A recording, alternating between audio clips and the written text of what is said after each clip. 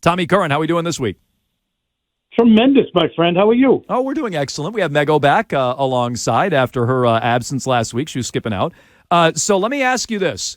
Do you sense the same thing that I'm starting to sense? There's a little bit of a thawing there between Mac Jones and Bill Belichick. And if so, what's the reason behind it?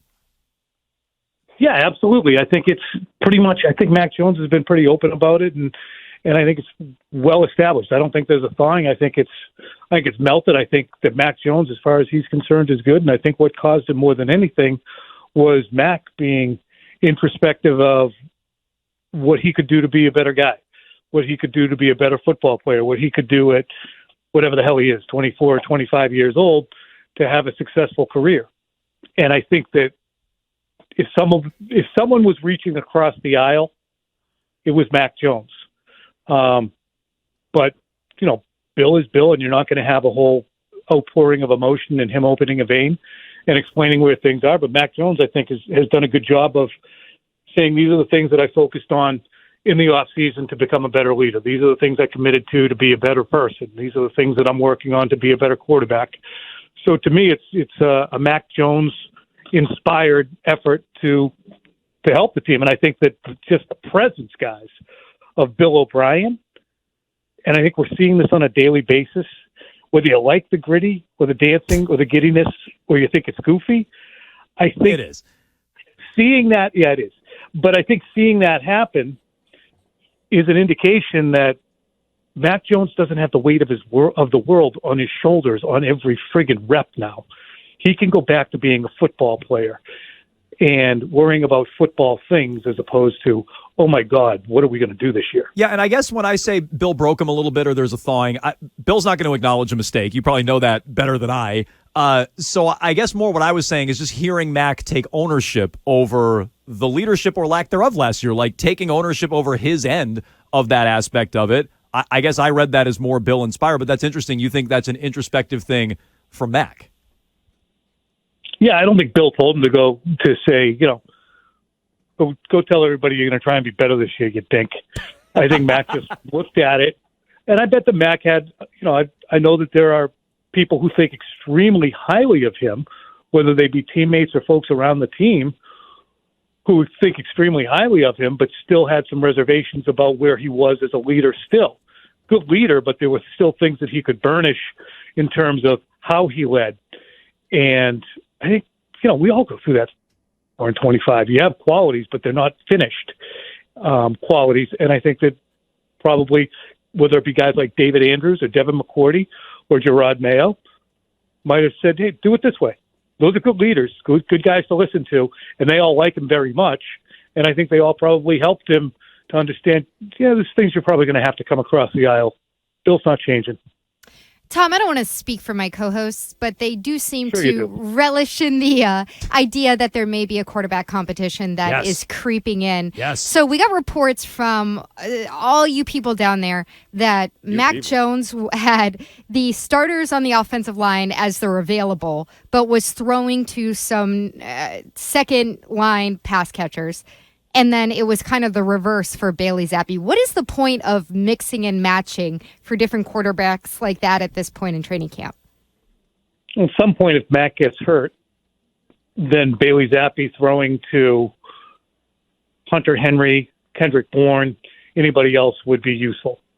So it's happened on such a limited basis, and it happened on a limited basis today.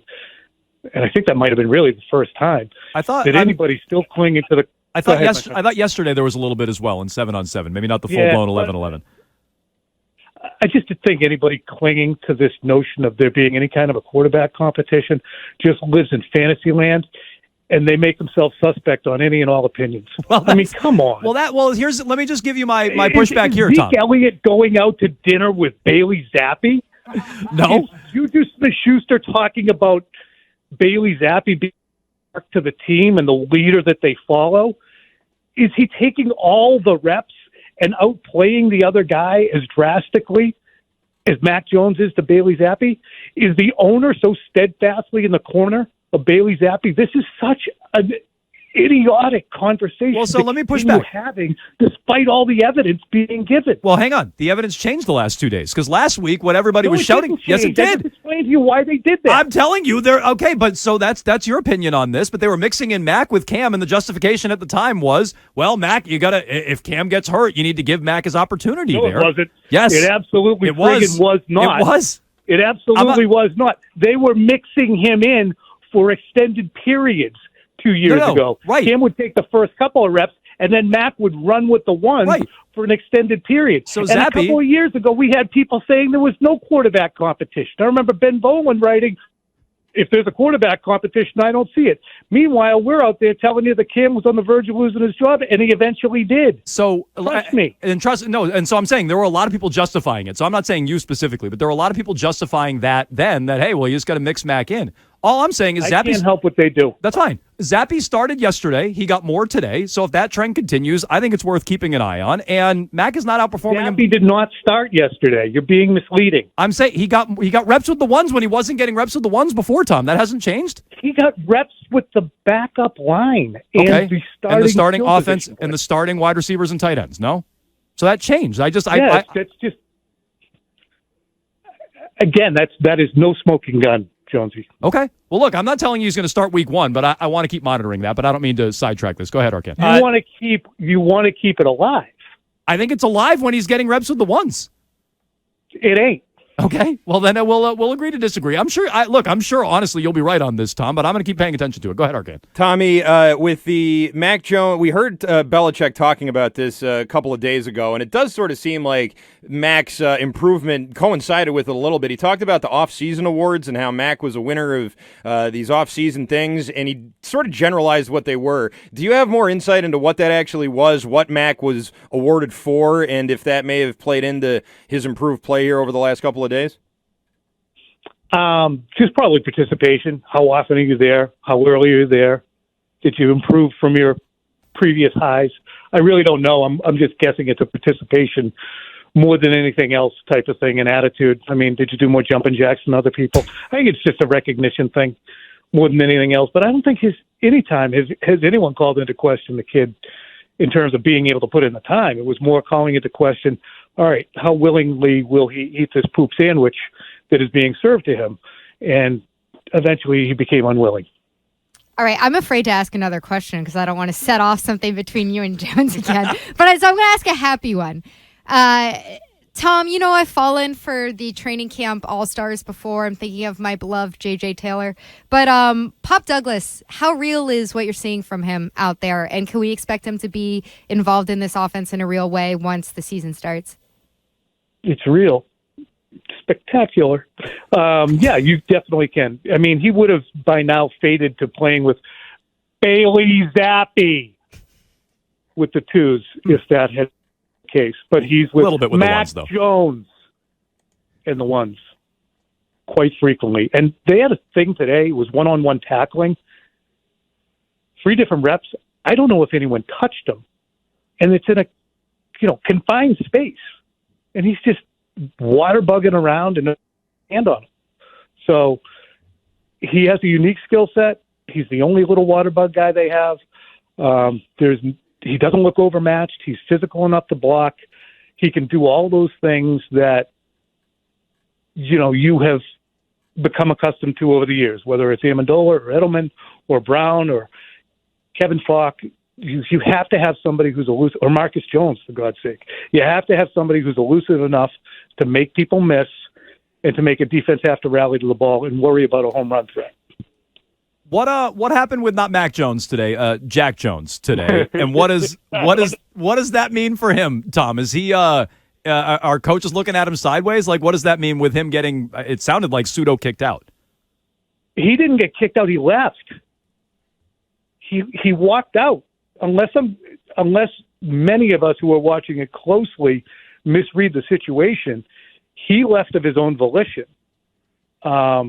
He had a rep on the sidelines, and he and Kendrick Bourne were kind of in a contested catch play, but it didn't look like it was tremendously physical.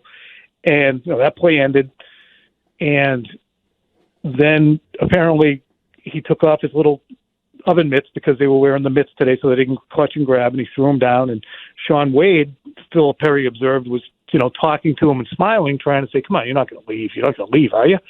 And trying to hold him, and he kept walking. And then Jabril Peppers jogged over and put his arm around him, and Jack Jones kept walking. And then eventually Peppers, gave him a pat on the ass, and Jack Jones kept walking, and he's gone.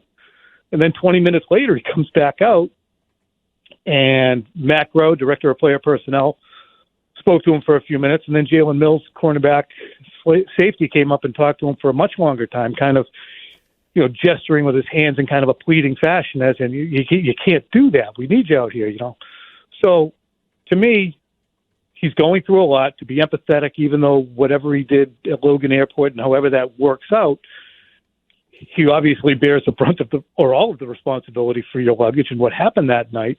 I think you have to be empathetic to the fact that it's a young guy who might have some unique pressures on him right now and might have just said, enough, I can't do this right now. So the kinder, gentler Bill, who practices load management and a greater degree of patience in many instances, may be more understanding of this than an earlier iteration of Bill Belichick would be. But you're still talking about a guy who you have to wonder about his consistency and dependability as an employee, too. All right, we'll leave it there. He's Tom E. Curran, NBC Sports Boston. Tom, we talk to you every Thursday here on Jones and Mego with Arcand. I'm looking forward to talking about the quarterback competition next week. I can't wait. Thank you, Tom, for your kind, gentle patience. Maybe we should do this next Friday after Zappe absolutely chews up the Texans' twos. Thank you. Okay, that's a good idea. All right, he's Tom E. Curran. He joins us as all our guests on the Harbor One Hotline.